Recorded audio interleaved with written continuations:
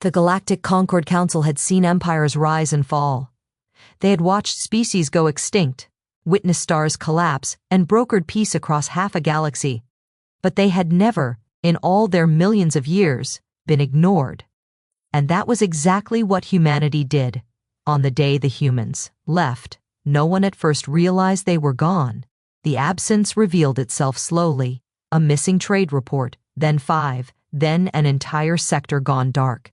Patrol requests went unanswered. Human embassies were found empty, lights still on, coffee still warm. Humanity simply vanished. No farewells, no diplomatic transmission, no formal withdrawal from the Concord. They had departed the galaxy without a word. At first, the Council treated it as a minor inconvenience. How far could they possibly go? Counselor Rava scoffed. Humans barely understand faster-than-light travel. But they were wrong. Catastrophically wrong. It took exactly 17 standard days before the Council realized what they had lost and what price they would pay, beginning the species that didn't belong. The Galactic Concord first encountered humanity 2 centuries earlier when a battered human research vessel stumbled into Concord-controlled space.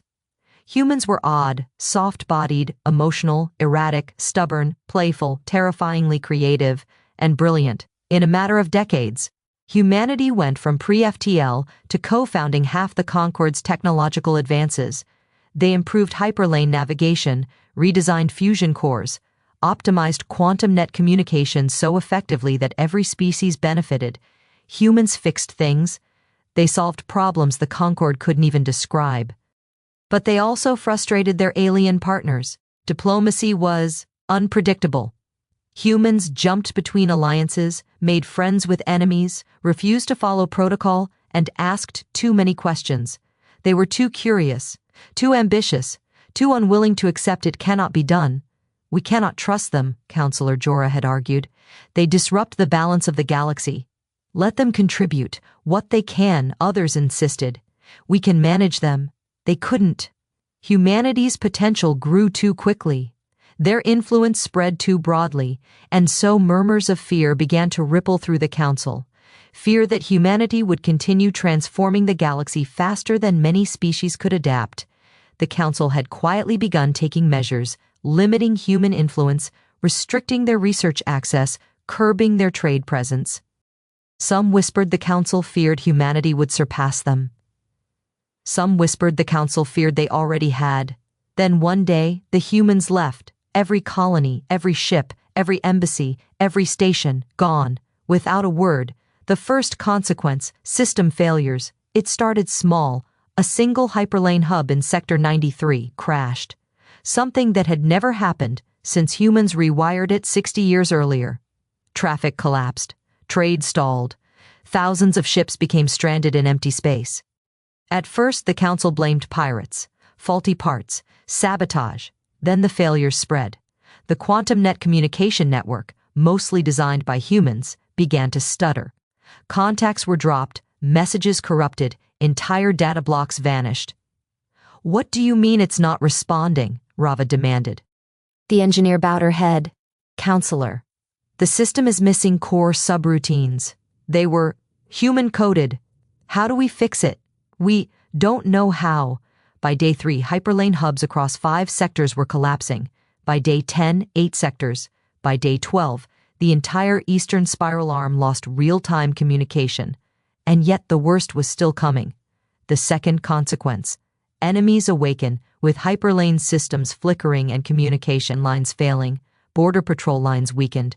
Old enemies, long discouraged by humanity's unpredictable military presence, realized the humans were not coming back. The Kalur Ravagers struck first, slamming into weakened frontier defenses with brutal force.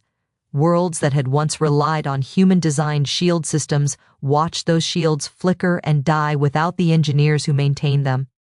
Then came the Vask clans, the Krith Horde, the fragments of the old Zir Dominion.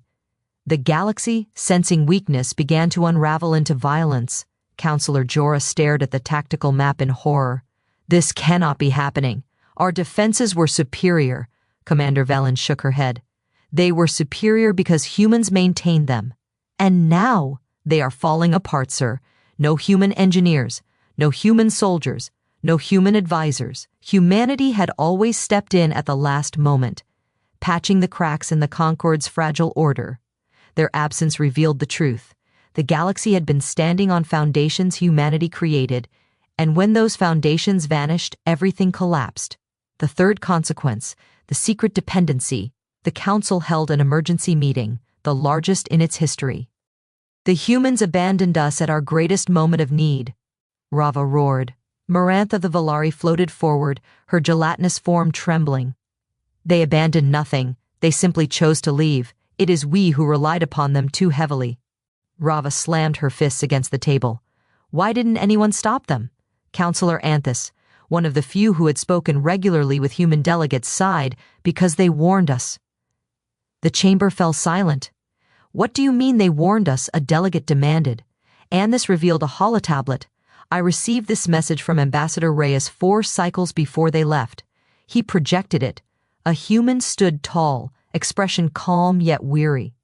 Counselor Anthus, humans have tried to help this galaxy, but every time we offer solutions, we are suppressed, restricted, or pushed aside.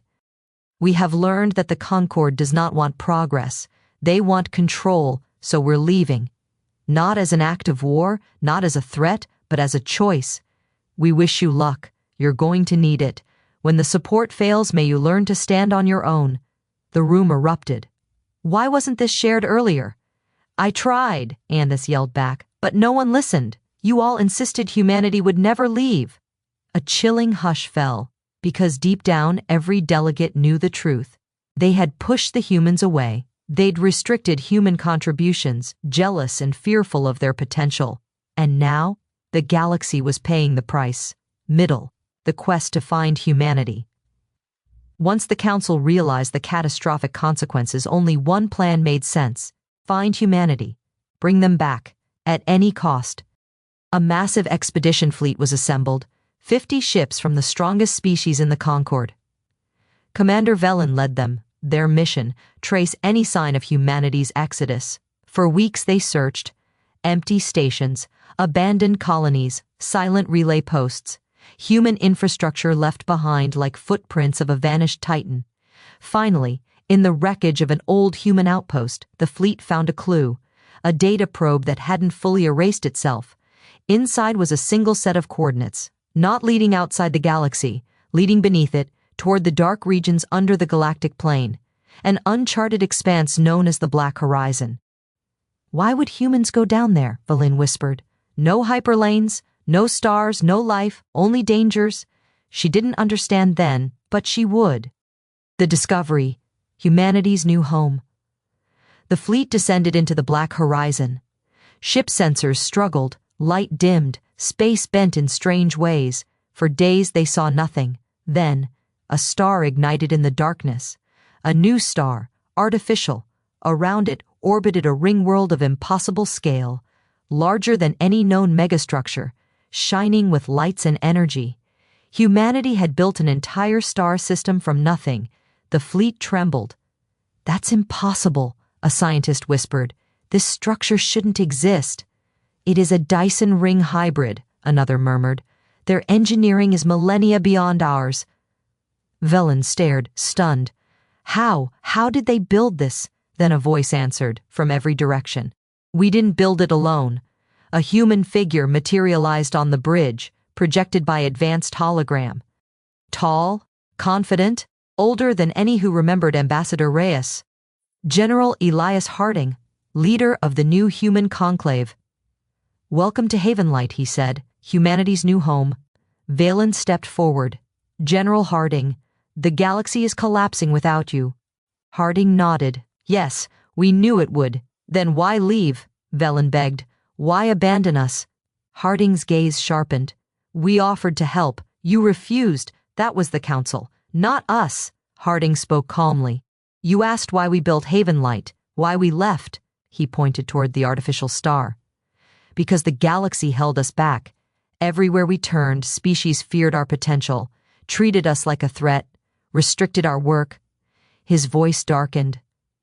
We realized we'd outgrown the Concord, and the Concord's fear was going to cripple the galaxy. Velen pleaded, "We need you. The hyperlanes are failing. Communication networks are dying. Enemy factions are carving through our borders." Harding folded his arms. "And why is that?" Velen swallowed. "Because we relied on you." "Correct," Harding said. "We taught the galaxy how to stand together, but instead of learning, you leaned on us." His expression hardened. "We won't return to babysit the Concord?" Velen trembled. "Then why allow us to find you?" Harding's eyes softened, but his tone remained firm. "To give you the message the galaxy needs to hear. Ending. The price the Council must pay." Harding's hologram towered over the Concord Council chamber when Velen transmitted her findings. He spoke evenly, without anger, which somehow made his words harder. "Galactic Concord. Humanity is not returning. Not to fix your mistakes. Not to shield you from threats. Not to rebuild what you allowed to break. You pushed us out because you feared growth. Now you will learn to grow on your own. We will send knowledge, guidance, occasionally a warning, but we will not return as your servants." Counselor Rava snapped, "You abandoned us." Harding's hologram turned toward her. "No," he said quietly. "We left you the opportunity to become better. You abandoned that." The chamber fell silent. Harding finished. "If the Concord survives this era, it will be because you earned it, not because humanity saved you. When you finally stand on your own legs, you will find us at the edge of the black horizon, not as guardians, but as equals." The hologram faded. Silence consumed the chamber. Some species wept, some trembled, some bowed their heads, because they finally understood. Humanity had not left in anger. Humanity had left because the galaxy wasn't ready. And now the price for ignoring them was being paid in full, still. For the first time in ages, the Concord looked inward, not outward, for answers, and far beyond their borders in the newly forged brightness of Havenlight, humanity watched, waiting, patient, a distant titan ready to return. When the galaxy finally earned the right to stand beside them,